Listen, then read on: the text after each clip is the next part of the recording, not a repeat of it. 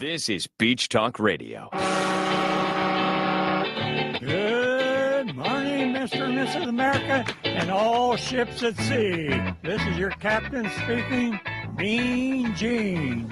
Mean Gene. The following will be a test of the ship's whistle, the sonar alarm, the cable alarm, and the atomic attack alarm. Ladies and gentlemen, with the Gulf of Mexico as their backdrop, broadcasting live from the Margaritaville Resort on Fort Myers Beach, here are the hosts of the dinkiest podcast in America, Kim and Ed Ryan. Thank you very much. This is it, the last show that I'm doing solo. Whether she knows it or not, she's going to be on the show tomorrow when we interview the mayor so she can share her stories with everything that went on in Africa, from the presidential coup to her safari in all these different African countries. So tomorrow at 10 o'clock, we'll be live from Wahoo Willie's with Mayor Dan Allers. Lots of questions for the mayor tomorrow, but today we have lots of questions for the Lee County property appraiser, Matt Caldwell. And I do want to say thank you to Margaritaville for having us back outside. How about today's weather, everybody? Holy smokes, it is one of the nicest days so far. And a big round of applause for the employees of Margaritaville and the contractor. That pool 2 weeks ago was filled with sand, and it's amazing how that pool looks perfect today. And they're still working on some stuff at La Di Da. That the bar down there, the restaurant, was damaged from Hurricane Milton, but the pool is open. It's open to guests today, and tomorrow we're having, I haven't even told her this, but tomorrow we're having a pool party for Kim, and 200 of our closest friends were invited. So if she thinks she's going to sleep it off when she gets home tonight, she's got another thing coming tomorrow. So, I mean, the pool looks fabulous, and the beach is getting cleaner and cleaner every day. So if you're watching from Michigan or Ohio or Canada or the UK, book your reservations now, because this is really when the weather gets amazing down here on the beach. This morning was unbelievable. It was 72 degrees, and you could see the sun coming up.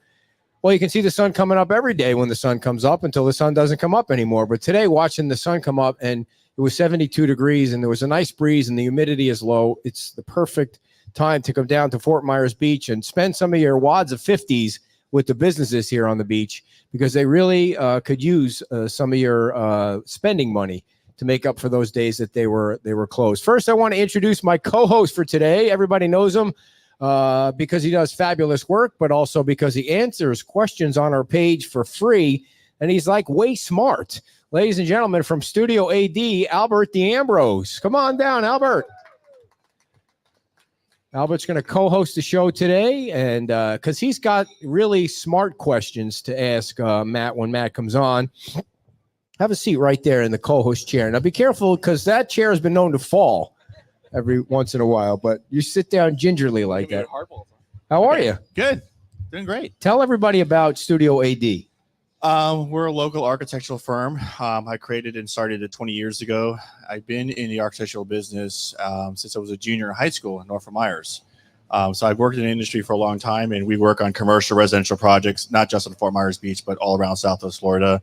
We have projects up in Ocala, all the way down to the Keys, and mostly our base is Southwest Florida. And you part of the beach bar, some other projects on the beach. Were you part of Debbie Zaleski's house too? No. Okay. Debbie's a future neighbor of ours as well too. We're actually building our house on Hibiscus, a couple houses over from her. And beach bar, we were the architect for that one, and we're working on we had 2 condos that one's under construction, one's about to start as far as repairs, and a few other commercial projects that are in the early stages of design development. So before Matt comes on, let me ask you a question. How does a house just fall down? If it's built to modern codes and built by a quality builder and quality engineers and architects, it will never fall down. So it should not fall down. Right. So the house, the Davidson house fell down on Estero Boulevard, and now they have, how do you, can you just lift it back up and put it back on those? So what happens now? Is it possible? Yes. Is it what you want to do? No. And I've said this to clients for a few people that we talked about this since then. If I'm spending $1 million, the last thing I want to do is just to pick up a house that fell off the shelf like a bag of chips in Publix. Yeah. I don't even want to buy the cereal box that has a dent in the corner that fell off the top shelf, but we're going to just pick it up and act like nothing happened and nothing's racked. The LVLs that are not meant to be exposed to salt water or water are sitting there. I hate when my LVL's exposed to salt Laminated water. veneer lumber is not I have supposed no to do idea that. what that means. What is an Non-pressure LVL? treated wood going exposed to the elements. So what could go wrong? For a homeowner that's trying to rebuild after Hurricane Ian and it looked like maybe they were, what happens now? Did they just need to just demolish that, knock it down, take it off that property and start over? In my opinion, yes. It all starts with a foundation system. To the best of my knowledge, driving back and forth multiple times, watching the house go build, they had the pylons in there. They have the grade beam. It's a velocity zone.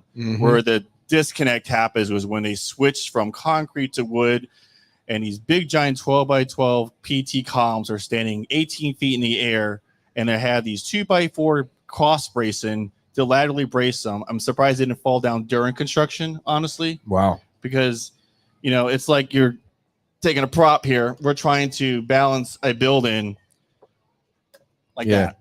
That doesn't work. Do you think it was, not that this matters because it's on the ground now, was it the wind that knocked it down or the storm surge? Wind.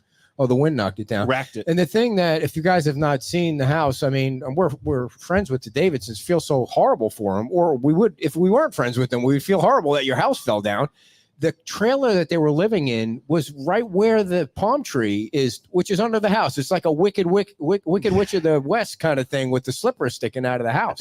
Basically, luckily it happened now. That's the only fortunate thing. And no one was in the house because all of us building brand new homes put a lot of trust into the construction process.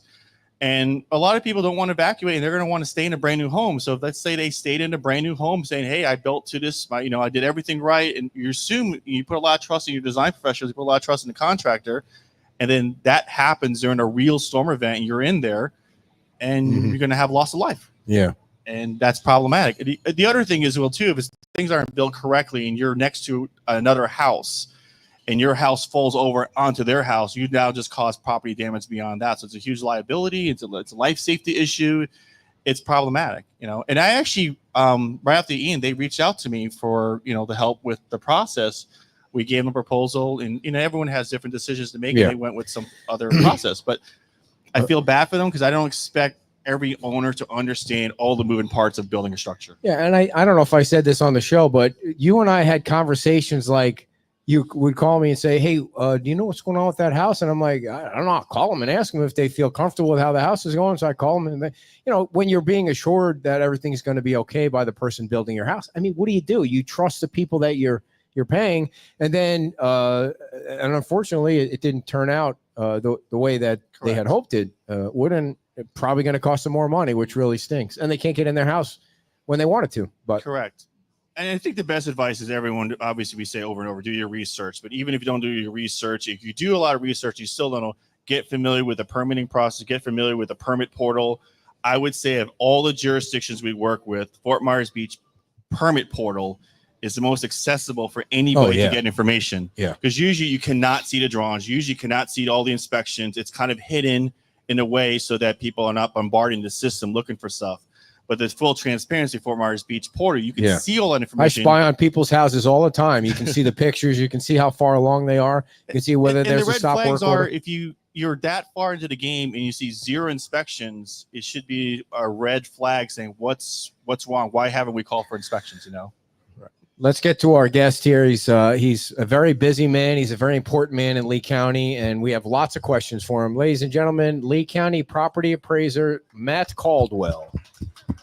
Last time Matt was on the show, we were inside here at Margaritaville because it was so hot out. But Matt's been on the show many times, and just a fountain of information, and always comes on the show whenever we have questions about what's going on. How are you, Matt? I'm doing great. Hopefully, we don't have any more storms, and I don't have to come on the show. We could just talk about sports or something. That's right. Did anybody stay up and watch the baseball game last night? I'm so glad I went to sleep when it was tied at 2 because I didn't want to see that grand slam and extra innings. But nobody cares about baseball. It's all about the Packers. That's all people care about is football. Or the Lions. So before we get into the property stuff, I did want to touch base with you on the single member district because I'm fascinated by that, and I don't know if anybody else is, but I would like to see that get on the ballot so people can decide. And where do you? I know you're a big proponent of single member district. Where do you think that is right now? Well, the position at this point obviously isn't on the 24 ballot. So your next opportunity, if it does come forward, to be in 2026. From my understanding, there's still a majority of the local legislative delegation that's interested in seeing that question put out to the voters. They're navigating the politics that will involve in Tallahassee, and you still have a commission that's split on this. From my count, it's 3-2 against bringing it forward, but all you'd have to have is one of them change their mind, and you'd see this on the ballot through the commission. And when you say the delegation is in favor of putting it forward, you mean the state delegation, Ada Botana, I think it's Jonathan Martin, Tiffany Esposito, and Mike G. Lombardo, those 4 so far. Yeah, your House and Senate members that represent you in Tallahassee, and so one of the ways that you can change or propose an amendment to a county charter is through a legislative bill, and so they're still in favor of it. I don't think anybody's changed their mind that took a position on it. Why does it skip a year to get on the ballot? Just you can't put it on next year. Well, you could legally, you could call a special election, but it would cost probably the range of a couple $1 million to have a single issue election. And so typically you're going to look at something like that going on the regular ballot that's already happening. And is it Brian and Kevin Ruane that are in favor right now? Yeah, they've expressed their support over the years. And so I don't see any reason that would have changed at all. Gotcha.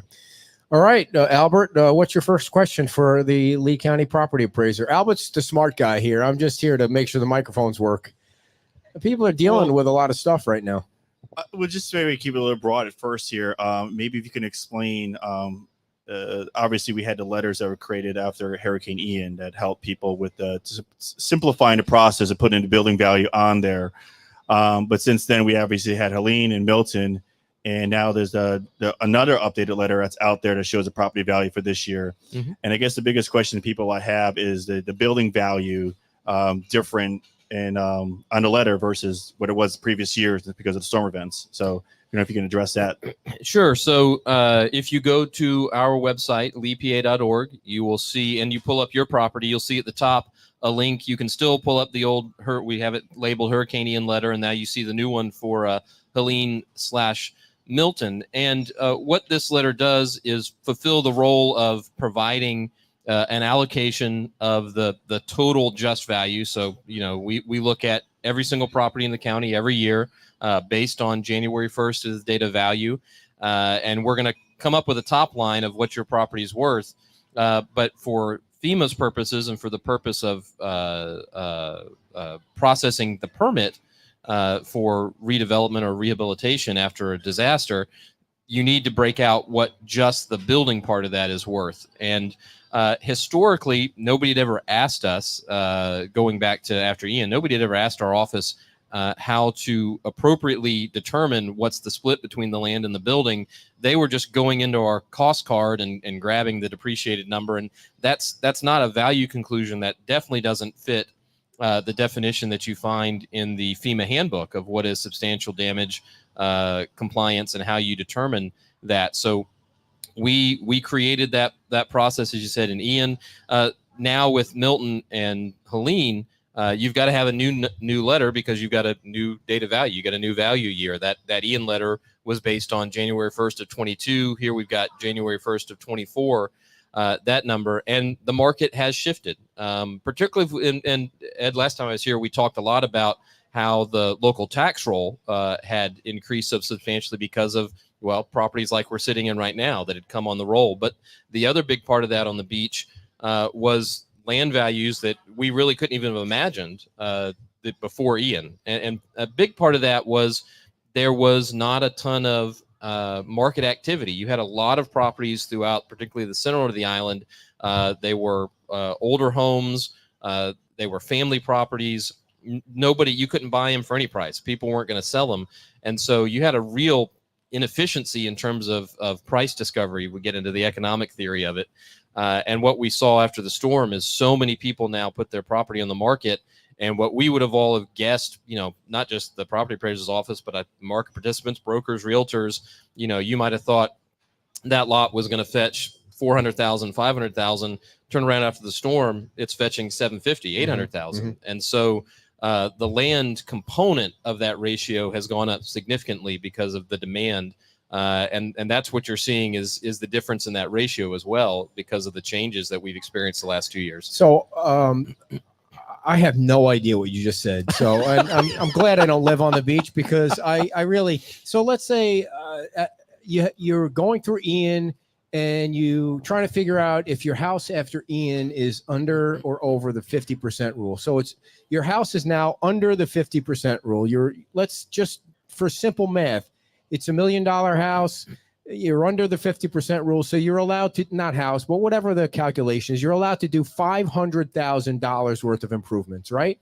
If that's your building value portion. Right, building value. So now Helene comes through, tags on a little more damage. Milton comes through, tags on a little more damage. How the hell do I figure out what I'm allowed to do? Well, there's two things to think about in this. And the biggest thing is, because I want to give an answer because your listenership is global. So it really depends on where you're at. Well, it depends on each jurisdiction. So the first is, what is their agreement with FEMA on do the permits accumulate or are they single instance, right? So if you pulled a permit after Ian to recover from that storm and you've already closed that out, ostensibly this is a brand new event. It has nothing to do with that before. Okay, however, that's the easy answer. That's easy. But it's important because if it's cumulative over like a 5-year period, it's not just, hey, my rehab cost is going to be 50% of my value. You got to deduct out of that what you already spent over that 5-year before now. 5 years. So it depends on jurisdiction, depends on the city or the county. Just and Fort Myers Beach. Let's just talk about Fort Myers Beach. But then the other part of that is the thing that we've talked about in the past. If you got a total loss scenario or a significant loss scenario, you shouldn't use our letter. The purpose of the tax roll is to come up with a uniform and equitable system for valuing properties to place the tax millage against. And the way we organize it in Florida is very taxpayer friendly. It's not, we try not to overestimate it. Our perspective in the Lee County Property Appraiser's office is to be very fair to the taxpayers. That purpose, that goal is not the same as the goal you're trying to achieve in a 50% scenario. So if you need to do something more, anything more than, hey, I just got to replace a couple of windows or I got to get a roof permit. If you're beyond that, if you're doing a whole house gut and renovation, if you've got to reset your house on a foundation, you need to get a private appraisal. Okay. Because our letter is just not going to do the job for what you're trying to get done. So let me ask you a different question then. So if you have open permits from Ian and Milton comes through and now you're cutting drywall out of the bottom floor and your appliances are trash and your furniture's garbage, how do you figure that out? It's going to be up to the local jurisdiction to tell you what they want to do. That. Yeah. So Fort Myers Beach specifically here, in every jurisdiction is a little bit different, but mostly the same idea. Fort Myers Beach, I did meet with Frankie the other day and staff to clarify some things that are written on their webpage, and they are correct. If you have an open permit from Hurricane Ian, and let's just say you got everything done, and all of a sudden these two storms came, you got to redo all of that. It is a case-by-case basis. Literally go down to the building department, the town city hall, and work through the process because they're trying to help everyone out and separate what you did for Ian and have a separate card sheet for Milton and Helene under the same permits. What a nightmare. But it lets them keep that process going and let them remodel. If you have a question, we want the audience to ask questions. You have a question? Sir, nobody can hear you, though. Please come over. Just so that people that are watching, there's 200 people watching, and you're important. Your question is more important than mine, and we want everybody here to be able to hear it, too. So I apologize for making you get up, but we want to make sure that... is this one live here? No, just give me yours. All right. So, Matt, I have two questions. First one is do you feel the reduction in the value of the structure is a fair process? I mean, I understand what you're saying, but you've had a drastic reduction from Ian versus Milton. And like in my personal case, it went down like from say 170 down to 25. Almost everybody we talked to we lost almost 60%.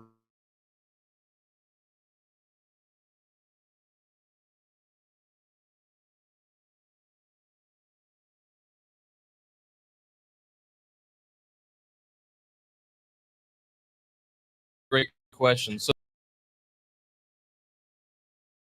the land versus the improvements.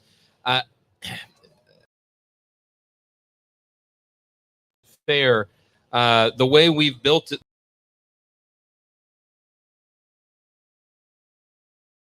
the values, how we evaluate the properties, it's just reflecting exactly what's happened. I mean, as I described it, you have land that we all, I'm just taking a broad brush, but if you'd looked at just picked the average house right in the middle of the island, you would have seen a land value of 300,000, 400,000, 500,000 in the tax roll pre-Ian, and then you had people buying those lots for $750,000, and I don't really have any discretion. I can't escape that, and so we've got to reflect. We've got to update the numbers to reflect what has happened there, and it's a level of land value that just nobody expected and nobody could have beforehand. But that's also why I reiterate that by and large, even if you're doing just those small permits, there's a big disconnect. And for folks that don't remember,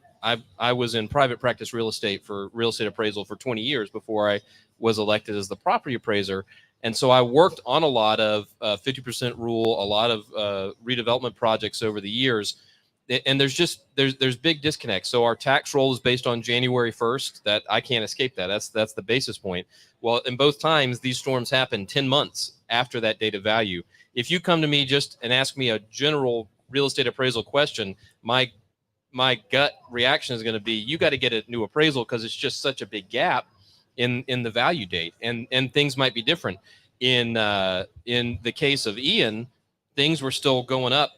Set aside the land value question we're talking about, just in general, the values had gone up over those 10 months. And in this case, it may be, I don't want to say because we're just still collecting data, I haven't gotten to the analysis, but it may be that we're seeing that land value component come down as a ratio because the intensity has slowed from what you had immediately right after the storm. So in both directions, getting a private appraisal is going to be better for you. Now, the second half of the question is, what do we do with it? I don't do anything with the private appraisals. So the private appraisals that you get as a homeowner, those get submitted to the permit department, whether it's the city, the town, or the county. That goes in their records, but we don't rely on that. Now, if you want us to, now you as a homeowner can bring that to us if you see an advantage to it, and then I'm obligated to act because you've brought me a verifiable, reliable piece of documentation about your property, and we will incorporate it if you want us to. But I suspect in most of these cases that number is going to be higher than what I've got you on in the tax roll. So most people don't bring it to us. I see. So if you have a question on that, if you're watching and you have a question, you could type it in. And I'm going to ask this question. My value dropped 500,000. Why? I appreciate the less tax. Explain this, please. I don't even understand the question. Yeah, well, I'd have to know the exact scenario, but it's the question of what we found in the market and what's happening. And in some of these, I don't know whether they're dealing with damage to the improvements, right? So the value, again, not knowing the scenario, but if your house was damaged and was uninhabitable, we took the improvement value off of the tax roll. So you were only getting taxed based on your land value for that period of time. And until we get evidence that it's habitable again, you're not going to see it come back on. So that's a pretty big change. And it leads me to suspect that that's an issue that that's house. More than my house. I'd be able to sell it for. Yeah. That guy's lost $500,000 in his house. Where's he living? That sounds like we took the house off completely because we have it marked as uninhabitable. So. Before your question, somebody said, explain the look back. So there is not a look back. Okay, after Hurricane Ian, the town in Lee County got rid of the 5-year look back. We used to have that years ago. Early in my career, City Fort Myers actually had a look back to 1975 or 78, whenever they turned to the flood plan program. and they penalized you if you did anything to the house that increased the floor area or building value. So a lot of people have evolved since then because of storm events. So everyone's got rid of these timers. So as soon as you repair the building 100%, the house is occupiable. If the storm happens the next day, you have the whole entire 50% to work with. And just to go back what Matt was saying earlier, there's two routes for building value.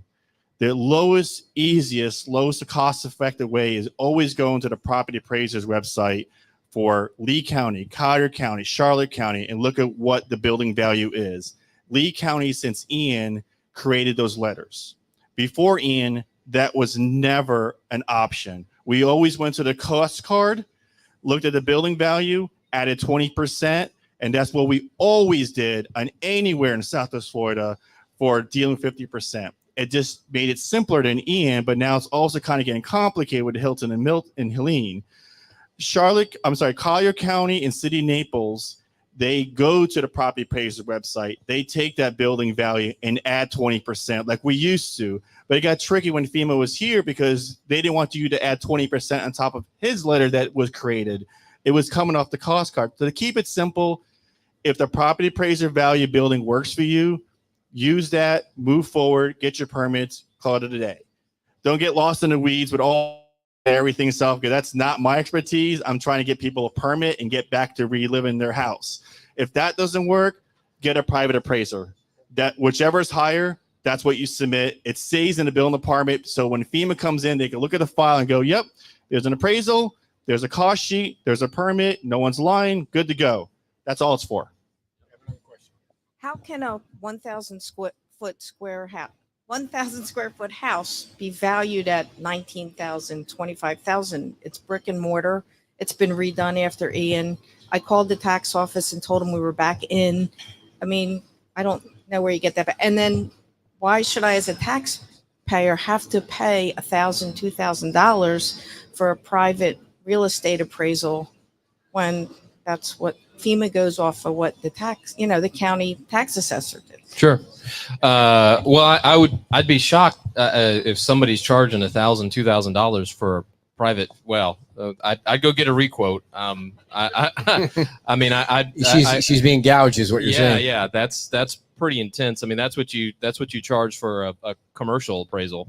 $500, $750, I could see that. On the other question about how the tax roll gets developed, what year was yours built? Yeah, 1954. So this is why you absolutely just need to do a private appraisal. If you got a house that's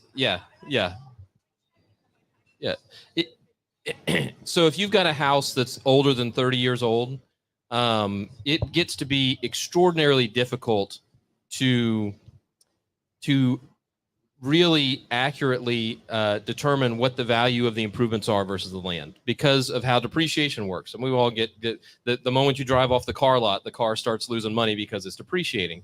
And the same is true about physical infrastructure. The challenge in my private appraisal context, that was always hard. If you came to me with a property that had an improvement over 30 years old, I might develop a cost approach, but it's really to help me kind of box in the number. I really would only do it on kind of weird, strange properties there weren't a lot of them in the market. Otherwise, I'm making some really big assumptions about how depreciation has worked. And if you think about it at the same time, in our experience, particularly since 54, so inflation's happening at the same time that depreciation's happening, and I've got to try to somehow perfectly land the bullseye on that. That's pretty much unrealistic. So that's why we actually started this year. If you even go to our cost card at the property appraiser's office, if your building's older than 30 years old, we're not going to publish the cost approach anymore because it ends up being misleading. Because the only way we can do it at scale with 500,000 properties is it's just automatically assuming a standard depreciation rate. But that's just not how buildings work. And not just the inflation, but during COVID, I mean, this is really, you could go batty. I almost need a whiteboard to try to chase what's happened the last 4 years here in our market. But during COVID, when windows and doors you can't even buy them for any price at Home Depot, then the reality is your windows and doors, even 50-year-old ones, were actually appreciating for a period of time. I mean, you could not, at any price, you couldn't buy a window. So that's not crazy to say you could have taken the windows out of your house and gone down on the street corner and sold them to a builder in order to have a window. So, all of the theories about how you develop appraisal were being stressed in every single direction all at the same time. And then you add on to it that we're trying to do it at scale. We're trying to do it in all one big batch with categorical assumptions. And the more unique you are, the older your house is, the more challenging and I'm not going to say inaccurate, but the less ideal the outcome is going to be. So if you think about the way we build our tax model, if you're a recently built 3-bedroom, 2-bath house in North Cape Coral, I've got 5,000 sales a year of that exact same thing. And the difference between them is, what the paint color is on the front porch. Otherwise, at scale, there's really no difference. That's going to be a really super accurate answer. You come out to a place like the beach where within 200 feet, either direction, you have radically different land values because you're either on the beach or you're on a canal or you're not. So right away, I've got these huge swings in value that you got to try to capture. And you've got this enormous 80-year range of building age all going in at the same time. Gotcha. It just that all results in you want a private appraisal for your permit. But before Albert, before you jump in, I don't want to miss a bunch of these questions. So you might rapid fire answer them if you can. Do you have any idea of the loss of revenue to the town as a result of property depreciation due to Ian? So the first year after Ian, the town lost about 50% of its tax roll value. Now last year it gained back half of that. So it's still 25% down from pre-Ian. But I expect even this next year, I don't know if it'll go back to 100% of its pre-Ian value, but I expect it's going to continue to move forward because places are coming back on the roll. You did think at one point that it was going to come back. Do you change that now because of because of Milton? Well, I think it'll come back. It's just a timeline question. Okay. Will it happen in 2 tax roll cycles? The economy has slowed.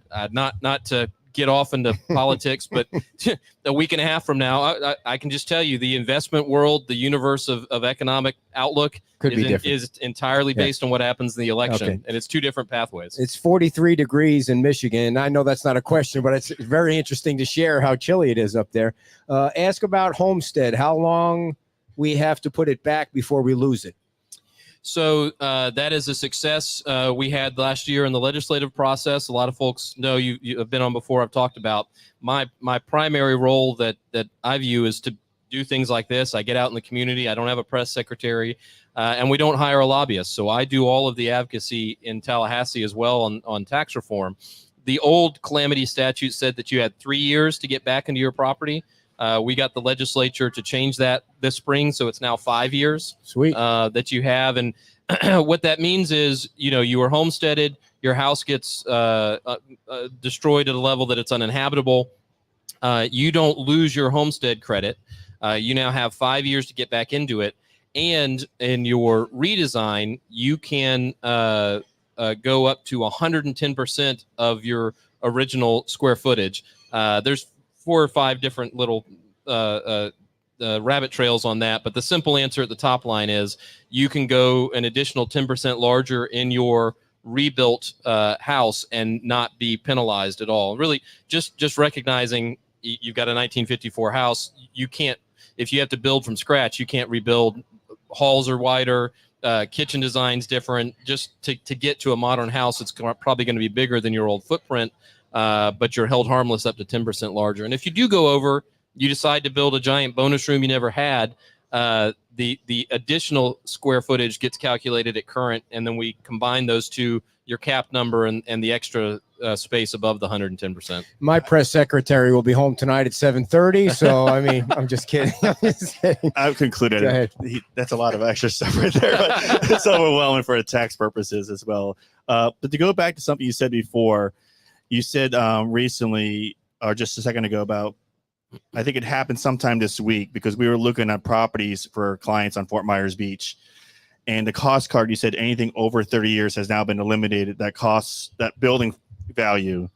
And that's why I wanted to, I know I can't share the audience, but like using this letter that came out that I downloaded, you know, the 13th, this is the Hilton letter and Helene and Milton letter. It had building value of 70,000, but then down here, it had what I was saying earlier. We've always used this for construction. That said building value 173. So how's that 173 and that says 70 up there?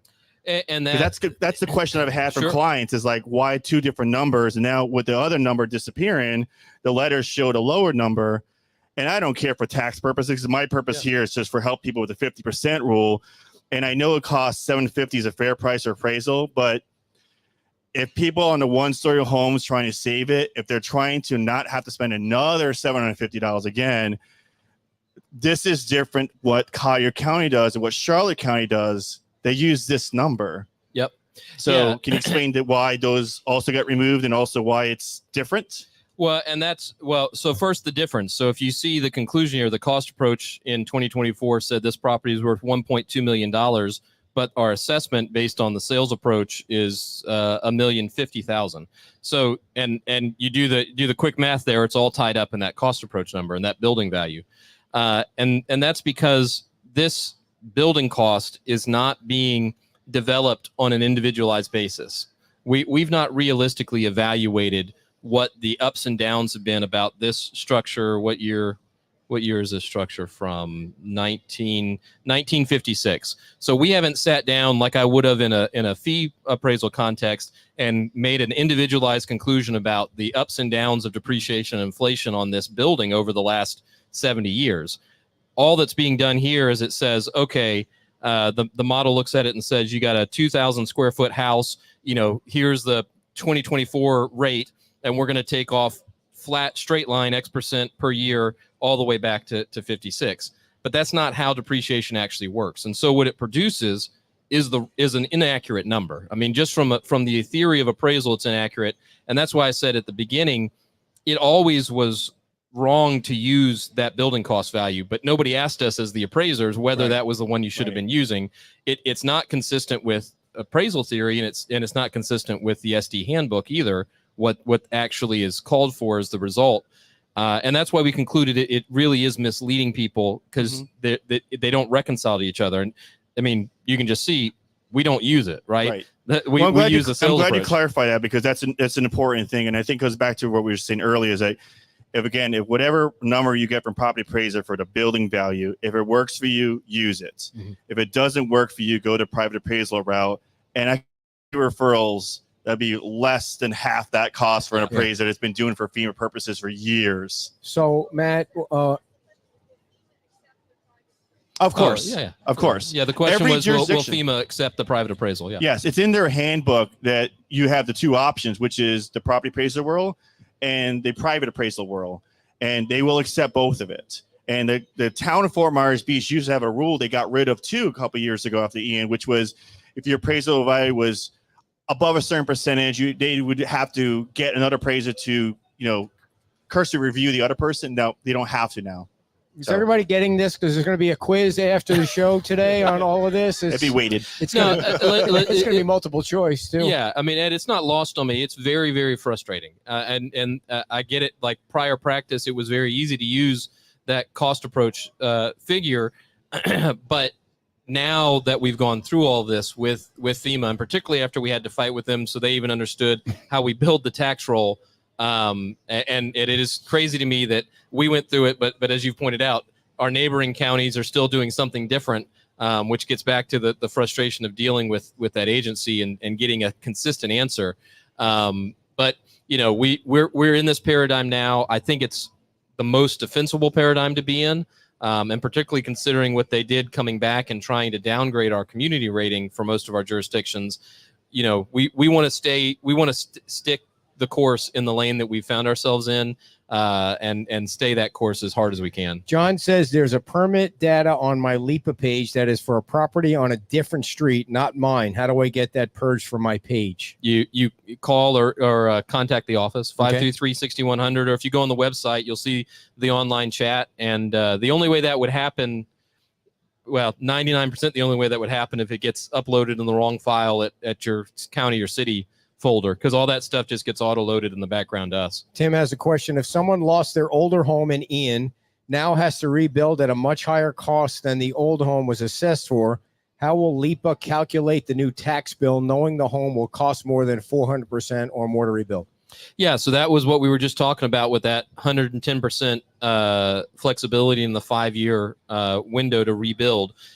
Your just value, the top line number, will reflect the brand new house. It'll show the new, whatever, $500,000, $700,000 home, but your assessed value that you get capped at through Save Our Homes through the homestead exemption, you will keep that and only be coming forward from that basis, even though you've got this brand new place there. How does your process affect condo taxes? So condos are a different beast. I mean, folks that have gone through this now, they know they can't get the tax value letter for the condo. We won't distribute it because you have to evaluate your condo unit in the context of your entire building in the association. And so ultimately, how that's going to get resolved is at the association level with the local jurisdiction. This is a little off the subject, I think, but how will ballot amendment 5 impact tax revenue for municipalities? What is ballot amendment 5? Yeah, so number 5 is the opportunity to fix the homestead benefit to the change in inflation.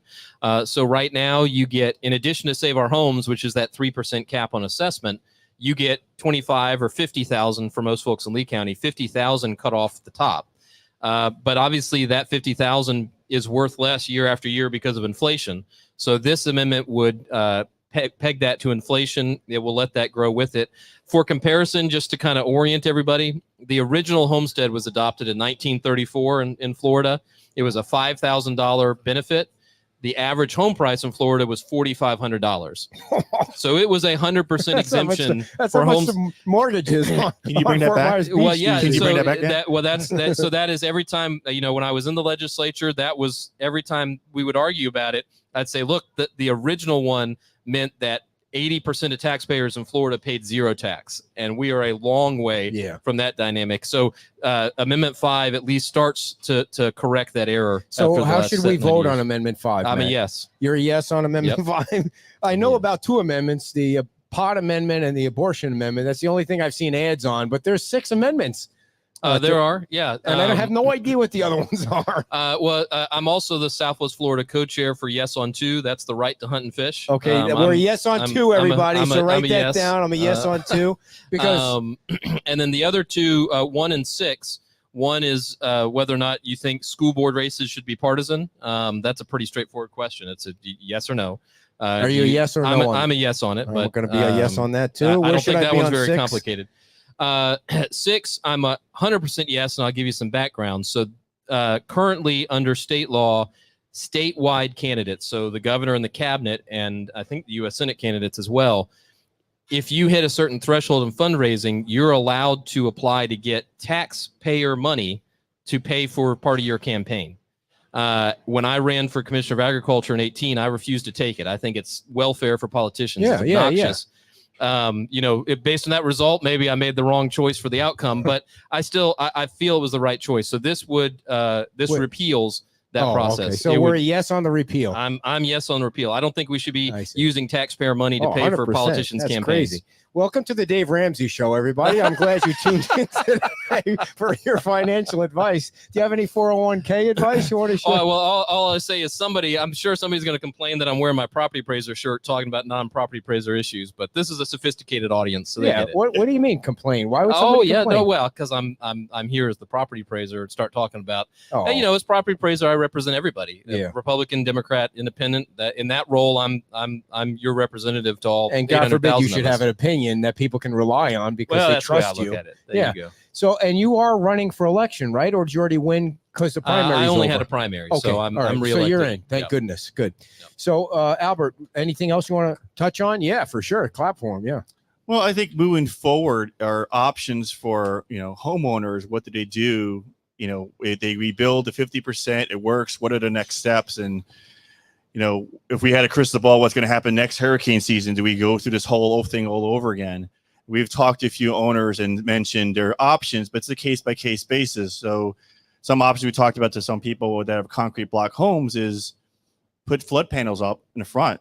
I know FEMA's against that. You're not going to hurt anything with your flood insurance, but put for 2 or 3 feet of a solid concrete block, seal that ground floor, or hose bibs, any penetration that'll minimize the little storms we have over and over again. There's materials you could use on the inside to replace things. And Scott Allen mentioned a few times in your show about other materials that can be used.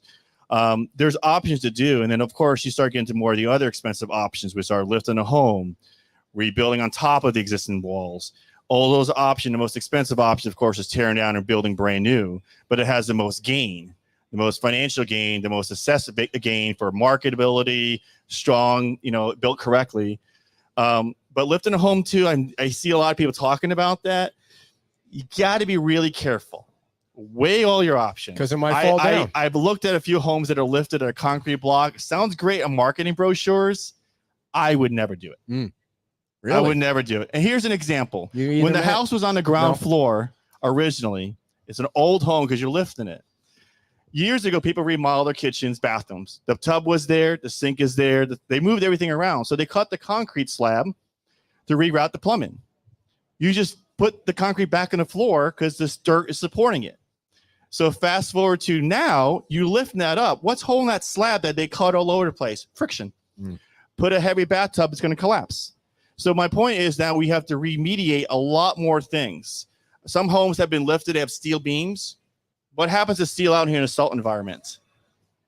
You have to now weather protect that. So here's another cost you have to do. All right. You have an old home. All right, you're getting off the beaten path here a little bit. Well, I think this is what people need to understand. There are options out there, and with the house I'm collapse, so glad I don't have to go through all this. I feel there bad are for options. everybody. Yeah, well, I think Albert makes a good point. I mean, I'm kind of with him. It's not a professional piece of advice, but I think I'd think twice about lifting a concrete block poured home, because like if you were going to build an elevated home, yeah, maybe you would have a concrete foundation at the top of the piers, but you wouldn't pour that in place on the ground and then lift it up. You'd never construct it that way. You when you pour the foundation on the ground, it's conforming to whatever the variations are. It's not a perfectly level and engineered spec. It's a piece of concrete that's been sitting there for 70 years. So another question from the Facebook audience: when do the current tax bills come out? Not on the LIPA site yet. No, we finished our process a week ago Friday. So what's that? 9 days ago, we handed off all of the tax roll to the tax collector. All of the jurisdictions were able to finish up despite the storm, which was a challenge after Ian. We had a few that were so out of business they couldn't even wrap up what they needed to give us to close the tax roll. But she should hit that on time. Their goal is to distribute the tax bills on November 1st. So you'll see them. I love getting my tax bill in the mail. Don't you love it? It's the best in the world. Anybody else in the audience have a question for Matt? Oh, there's a gentleman in the back. We don't want to leave anybody out. Come on down. If anybody has any final questions on the Facebook page, type them in. And we're going to get one more question here from our live studio audience here at Margaritaville. Come on down, sir. Welcome. Thank you. I just want to change disasters. The Surfside law, which requires inspections by the end of the year, and a condo development that might have 50 units gets $1.5 million assessment. Is that going to impact the appraisal value of the units? Yeah, so two things to think about. One, as recently as when was DeSantis here? Wednesday, I saw him. Thursday, something like that. He said unequivocally that he's going to hold a special session right after the election. So I suspect probably they already have December committee weeks, the first and second week of December. I'm going to bet that he's going to turn one of those into a session just to deal with that question and modify the requirement because of the exorbitant cost that's resulted. And just a little background on that. The law is that you have to have a certain budget now that you didn't have to have in the past to deal with repairs in the future from perhaps storms. And especially the condos on Fort Myers Beach are having a hard time with that because they're still dealing with repairs from Hurricane Ian. So that's part of what the concern is on the beach here with the condos. Yeah, well, and I'm sure Albert, let me do the second half of the question real quick, because then we can dive into that a little more. On the appraisal side, it will reflect whatever the market does. So if because of those assessments, we see a change in the sale prices of the units, then the appraisal that we conduct is going to reflect that change. And I suspect it is going, I don't suspect, I've already got the reports. We know it's affecting marketability. That hasn't shown up at scale in the pricing, but it's definitely affected marketability in terms of people not buying till this gets resolved one way or the other. I mean, from the big picture, the thing to keep in mind about condos were authorized 64, 66, somewhere in there, mid 60s. And so you think about a building like that, of that age, Surfside, I think, was built in the early 70s. There's no question you want your condo board to be putting aside some pretty significant reserves for a commercial structure that's 50, 60 years old and needs structural repairs and care. The problem is we see now at scale, a lot of people weren't doing that. So to just say you got to go to 100% of the assessment, that's a lot of money to try to cough up in one single year. So I'm going to guess that what's going to come out of the special session is a phase-in approach that lowers the year-over-year requirement. They're still going to have to get either the reserve set aside or an insurance policy against that, because if we don't deal with it, we're going to have another problem like that. Again, you're just dealing with a commercial structure that's on the sea, on the ocean, rebar, concrete, and you're talking about 60, 70 years now, and you've got long-term maintenance items that clearly weren't being done there, and there's a serious concern in it not being done in some other structures. Yeah, you have the structure milestone inspection. So I got a few friends that work in that field that do that up and down the coast, and it's a lot of cost to get them involved to do the thorough reports and everything. That factors into your reserve studies and how you got to build up all those reserves. So it's a complicated world we live in nowadays. One thing happens, we have changes in our codes, and we all have to adjust and realize sometimes codes change for good reasons, and codes change that create some sort of negativity in the way that causes financial harm a little bit. But we live in a new world. After things collapse, we look at things differently. Well, how can people reach out to you in your office and get all these questions answered? Yeah, absolutely. They can always go to lepa.org. You can call the office, 523-6100. We've got an online chat portal, and you can come in and speak with us, and you're going to get the same group of people, no matter which way you communicate. And if you run into a question, maybe you don't feel like you're getting the right answer, what you're looking for, you can always get directly to me. So my email is easy. It's caldwellm@lepa.org, last name, first initial. I get plenty of them every single day, and we resolve them. A lot of interesting, unique situations. Don't be afraid to reach out, and we'll do the best we can. If we can get there, we will get there, and that's my attitude. And thank you so much for coming on. You're always friendly to the show, Matt. We appreciate it very much. And if anyone here has any questions for Matt, I'm sure he'll stick around and answer your questions. Matt Caldwell, everybody. Thank you, guys. Thank you. And before you guys bug out, I'm going to read a couple ads, but Jim is here from the LPA. We're going to talk about public benefit here on the Fort Myers Beach, in the Fort Myers Beach community. So don't go away, but I do want to tell you about our sponsors, because they're the reason why we're sitting here, and they're the reason why Kim's got such fabulous hair. I don't know if she had fabulous hair in Tanzania, because I don't think they have hair dryers in Tanzania, but maybe they do at the resort when she was doing the safari. Eagle Eye Aluminum. You know, I don't know if this was a coincidence or not, but Tom and his wife were also in Africa while Kim was out there with Ed Schoonover's wife, Janelle. He was scuba diving, though. He wasn't saving the world one child at a time. But when he's here on Fort Myers Beach, you can call on Tom for gutters, seamless gutters, also aluminum and vital soffits. He'll fix your pool cage. He's trustworthy. He's not a creeper. He's not going to be looking through your back windows while he's out in the back fixing your house. You can give Tom Coleman a call at 239-340-1639. That's Eagle Eye Aluminum. He also has an email address, eagleeyealuminum@gmail.com.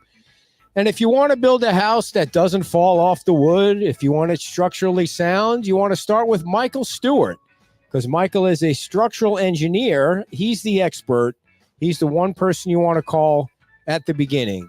He designs any structure, residential or commercial. He designs mechanical, electrical, and plumbing, and he's a damn nice guy And look, he's even Florida registered, because you want to go with somebody that has a Florida registration. Go to his website right now, mstewartpe.com. That's mstewartpe.com. Or give him a call at 239-292-7670. Thank you to Michael Stewart. Thank you to Matt Caldwell from the Lee County Property Appraiser's Office. And now, a big round of applause for Jim Dunlap. Jim is on the LPA committee, which for those of you that are just pick your mic, pick your number 2 there. Yeah. The LPA stands for Local Planning Agency, and the LPA is the organization that gets to go through all these developments first before they get passed on to the town council. And boy, did you guys have an interesting day last week, a little 5-hour meeting on one topic. And you voted yes for Seagate, but it didn't work out. Right. Every one of these situations is different. I respected the effort, the approach, the attitude, the connections that Matt tried to create. I think there's huge value in having a relationship with people that approach, whether the project's controversial or not, but approach it that way. They were looking for opinions. I think in the end, they ended up iterating that project 28 times before it came for approval. And almost all of that was based on town hall feedback, public comment, meeting with us and meeting with the council and having all the town halls he had. So I think there's value in that. I want to encourage that. I think we ought to send a message. If you approach your investment in our town in that fashion, the rewards for that is you're going to get a fair hearing. You're going to be separated from those that are coming in with more predatory purposes, out of town, whatever it happens to be. These are local people. I want local people to be treated locally and to be respected. And that's why I supported that the way I did. You and John McClain were the yes votes. It was 4-2 because somebody had to leave the meeting. So it was 4-2. Yeah. But the thing, obviously the big problem with people on Fort Myers Beach in voting positions right now, and others that live here, is height. Sure. The height of the buildings. Sure. Why go through a 5-hour meeting if you're never going to agree with the height? Just vote no at the beginning and send him home on his way that way. He's never getting a 17-story building. Yeah, and I think the moment that we're in on the island, and this is part of the reason that I enjoy the job I'm doing, the LPA, and I'm taking it very personally to try to create some balance around the conversation of if a developer has a set of rules, requirements, outlines, recommendations that they're expected to follow, those better be pretty specific and they ought to be pretty clear so they can adjust their projects around it. The thing that the mayor has said, and accurately so, throughout the entire time I've watched is, yeah, we have these rules, but we're never going to shut off somebody coming in and saying, but I would like to do this. And Matt said this too. The comp plan doesn't allow a 17-story building, but it doesn't prohibit one either when you go through the land development code process. So it's like, our entire society is built on due process. That 5 hours had value. People were listening. Council was listening. Details got articulated that maybe people don't take the time to read. And you learned a little bit about the developer, his motivation, his intentions, what he was trying to accomplish for us and for him. So whether or not he got a positive outcome in that at that moment, I think he did reputationally and in a momentum standpoint for the entire island to better understand Seagate. But I don't think anybody disputes the fact that everybody wants to do business with Seagate. Everybody wants something to happen with Matt and with Seagate. That was never a question, but the people on this island, they don't want height. You're never going to have enough public benefit for 17 stories.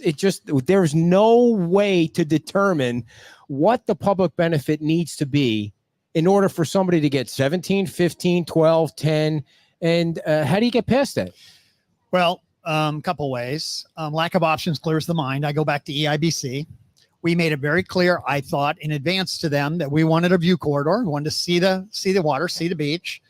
And they had CCCL line and FEMA restrictions on how much land they could use. So if you take that Gumby and you twist it around in a certain way, if it's not fat anymore, it's going to get taller.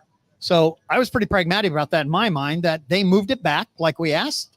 They gave us view quarters like we asked. There's arguments whether or not parking lots are view quarters, but in that case, that's what was available. And they squeezed it up because of not being able to build on the beach. So what's left? They had to build the 75 units to keep their qualifications and criteria for their timeshare. So I think that's a perfect example of how these things sometimes need to happen. The end of the day was, and it gets the topic you asked me to chat about for a minute, was, is there enough trade-off to our community to warrant what we all agreed we ultimately don't want on the beach or in the island, and that's height. And in that case, the vice mayor made it very clear that there wasn't enough, in his mind, public benefit. So then you get to the point. So what does public benefit look like? Exactly what is it? Is it all the way from the eye of the beholder to a quantification of dollar per height floor above the comp plan that you want to trade off and give? So as you know, I authored a straw man, a draft document that, I guess it goes back to theory. If you want to get somebody's opinion, give them yours, because as soon as you document and draft something, you get lots of feedback, and we want that feedback. And I, in my application on the LPA, indicated I wanted to take on this topic a bit, and that's why I did what I did. It's going to get iterated 100 times, and it should. It's going to get a lot of public feedback, your survey notwithstanding, and it should. But in the end, we're going to have to decide something as a community on what we're willing to trade. And if we're willing to trade, how much is that worth to us, and in what category? And by the way, it's a moment in time too. Who gets to decide that? Ultimately the people that elect the folks to make those decisions. But you know, there's so many different options, and there's going to be no agreement. None. You can never get people to agree on public benefit. And then even if you offer public benefit, there's a group of people that don't want you to go above 4 stories. And welcome to America. Yeah. I don't think you're going to get agreement, but you have to have an outcome. You can't expect us to operate as an island and as a government, and the developers to look at us advantageously, especially the ones we want here, if we don't tell them the rules. And I would tell you, Ed, this is all context and timing. This was coming. The fact it's not here yet is no indictment to the island or the process at all. Right. It's just a moment. We needed an event like Seagate to get to the point where we can have the conversation to say, some of this is going to end up happening. So how much and at what cost or what benefit to the island? And we're getting to that point now. I've heard from several of the council members. They're very interested in getting active and involved in this.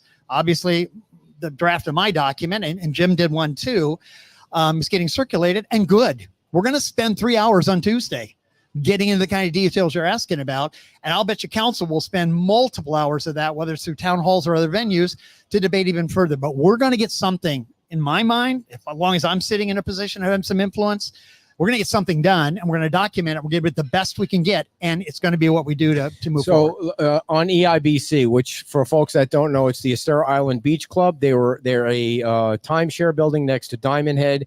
You guys gave them whiplash. The town gave them whiplash because you voted yes. The LPA voted yes. Yes. 5-2. That staff voted yes, recommended yes. It goes to council, and council says not enough public benefit. They vote them down 4-1, with Karen being the only one that votes. So there's absolutely no direction for them. You have given them no direction. Well, they got their direction, Ed. They can come back and build that by right on the property they have, 2, 3, 4 stories, whatever it happens to be, and fill the entire lot. They got their answer. You don't want you told them to go back the first time to give them some view corridor. I'll take blame for that as being LPA I don't mean member. you purposely. I understand, but LPA suggested what ended up happening there. So they do have a solution. They were given direction, and I wouldn't be surprised at all if 1 of 2 things don't happen. Either sell the property, cash out, which would be the thing I look at. There's 3,800 owners there. That's we have 3,000 plus a little bit more structures on the island. That's more people than live on the island that go through those 52 weeks in the IBC, and they're not consumers here anymore. We just told them you're not going to build that. So I feel really challenged around that, but they can come back with a different solution, just like Matt could. And I know you've been trying to get him to show that forever, and he's not going to do it.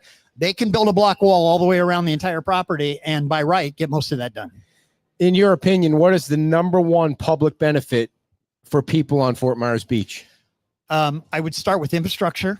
And that is, I think, a very important piece and part. We all know what we're dealing with here. And then, as those have seen my document, there's a lot of things in there, and it's going to ebb and flow in lots of ways.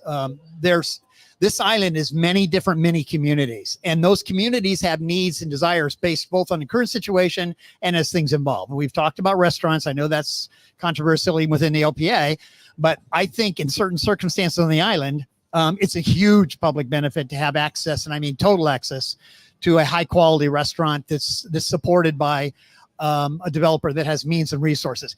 And the example I gave during my debate on LPA was, look here. Imagine if this was a mom and pop shop that just went through this 3 or 4 times since they've been here. We'd still be waiting for them to get the sand out of their property. Tom had this place up and running. What everybody was saying was 2 months in less than 2 weeks. And that is phenomenal work. And we're blessed to have them.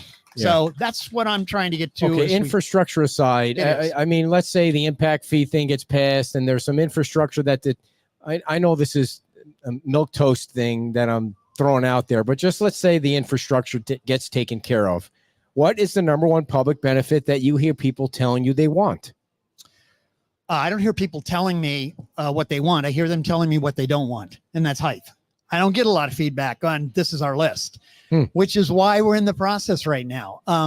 It can't remain in what I call the eye of the beholder, where each circumstance and situation is all starting over again with the definition of public benefit. I thought, and I think, and Councilor Safford had good point of view on this. I thought this view corridor was a really important thing until it wasn't. Until it didn't have the trade-offs that I think it had. And he said, not speaking for him, but what he communicated in concept to me was people have kind of gotten used to seeing all the open spaces now. Right. You go down Hickory Boulevard, you want view corridors back. Yeah. And that's what I think they're trying to prevent. So it's dynamic, Ed, and you're wonderful about asking questions nobody wants to answer. And all of us are getting better at telling you no more than once. So that's where it sits. I want this thing to evolve. Let it take its course. Let's see where it is.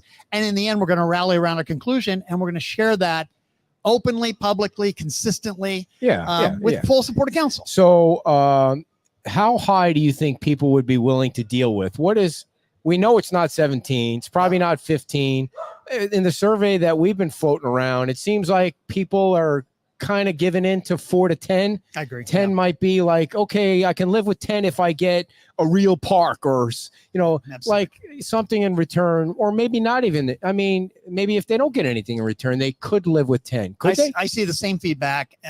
4 is almost by right. Yeah. You see what the Pink Shell's proposing, and 3 over parking or 3 stories of parking. 10 would be then the stretch, and there's always a stretch. And therefore the public benefit, I'm trying to tier those so they have higher impact for higher asks. And that tier 2 category better be some serious stuff. I mean, you're giving a park away. It's the park of the town now. You're not using it for your purposes. I mean, it may overlap, but it's not yours anymore. Those kind of things are important to us. That helps our FEMA ratings and a whole lot of things when you have open space. That's why Sanibel has a third of their island sitting there where they have access to a lot of public nature, et cetera, and to get credit for that in the overall use of the land. We need some of that. So that could be a big one. What is your prediction for Seagate on Monday in front of the town council? I think it's got a 50-50 chance. Really? I do. Wow. Imagine if it gets through after the LPA denied it. There'd be really no consistency. Yeah, it's a complete flip from the other one. Again, I'm going to remind you, I don't see that as necessarily inconsistent. You could have inconsistent conclusions, but the process is where the value is. It's going through deliberately each component of these, and people learn. I bet nobody else read that development order. I shouldn't say that. I bet not many people read the development order, certainly not in the detail for 3 hours that we did line by line, and everybody learned something. So it's not inconsistent. It's part of the process, and I respect it. I support it, and we're always going to go through it. All right. Any questions for Jim? Oh, you got a public benefit question. Let it rip. Beach access is a good one. That's a good point. Sometimes the LPA comes up with recommendations and the town council just goes their own way. That's just the way it is, I guess, right? And the council is directly accountable to the public. They're elected. In the end, the calls they make, they believe individually and ultimately collectively are in the best interest of the people that sent them there. We're appointed. So we vet, we debate, we interact with, we have opinions. You're always going to hear my opinion. But we are not the final say. And there should be a final say in our society that the people represent people to do. And that's the difference in my mind. What is your number one public benefit? What besides infrastructure? I'd like a restaurant in the South End, Ed. We have a long drive to get to the fun and activities here. And we make it because we love all the things we have. But I would like our community to be coherently set up, that it's got amenities for everybody in each part, and they're different, and they got to compete. That's why it's so subjective. I love That's why it's so subjective. Some people would say a public benefit that developer profits from isn't really a public benefit. But I don't know that that's true. If you get an outrigger with a restaurant, you're loving life down there because you got a place to go. We are. And that restaurant has to compete all the time with all the other choices around. And Right. it's supported by a larger resort or something. I think it's more stable and higher quality. All right, Jim Dunlap. Oh, wait, you're up for an appointment, right? So they delayed that until the next meeting. I don't think for that's really gonna good be a reasons. problem. And we had a Oh, CA yeah. conversation. So yeah, What I think Monday. What is the next big project on the LPA? Is the Pink Shell, right? They got a new building. No, I think it's Neptune. Oh, that's right. Neptune. That's right. Yeah. Gotcha. All right. Thanks for coming on, Jim. All right, pal. I didn't plan that, but thank you for coming to the show and thank you for coming on. And thank you all for coming out today on this horrible day here in Southwest Florida. This terrible weather that we're having out here. It's such a nice day. And we will be back tomorrow at Wahoo Willie's at 10 o'clock for the mayor's show and for our lovely co-host and my personal assistant. My wife will be back tomorrow with Tales from Africa. And then we'll ask the mayor about public benefit and about the sand and about the garbage and about FEMA and about the trailers. And then we're going to be at the pool here for a pool party with 200 of Kim's best friends. Thank you all for tuning in. We'll see you tomorrow live from Wahoo Willie's. Bye-bye.